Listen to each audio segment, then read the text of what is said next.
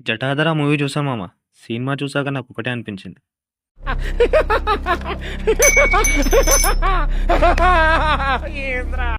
Cinema వెళ్ళడానికి main కారణం trailer మామ.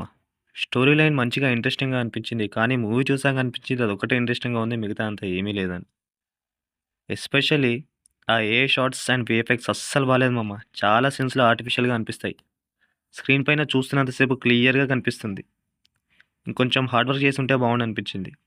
ఇక మ్యూజిక్ విషయానికొస్తే బీజీఎంతో థ్రిల్ క్రియేట్ చేయాలని చూసారు గానీ, అస్సలు వర్కౌట్ అవ్వలేదు. ఇంకా మధ్యలో ఐటెమ్ సాంగ్ వస్తదది. అసలు ఇప్పుడెందుకు వస్తుందిరా? అదేం అవసరం ఉందిరా బాబు అనిపిస్తది.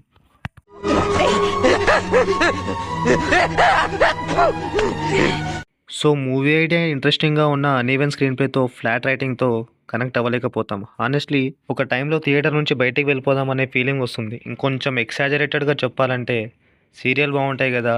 అనిపించింది. సో, ఫైనల్‌గా 'జటాధర' మూవీ నాకైతే బిలో యావరేజ్ మూవీ అనిపించింది. సీరియల్స్ ఇంతకన్నా బెటర్ డ్రామాని బిల్డ్ చేస్తాయేమో అనిపించింది. సో, మీకెలా అనిపించింది? మూవీ నచ్చిందా లేదా కామెంట్‌లో చెప్పండి. మరిన్ని మూవీ సజెషన్స్ కోసం, హానెస్ట్ రివ్యూస్ కోసం మన ఛానల్‌ని సబ్స్క్రైబ్ చేసుకోండి.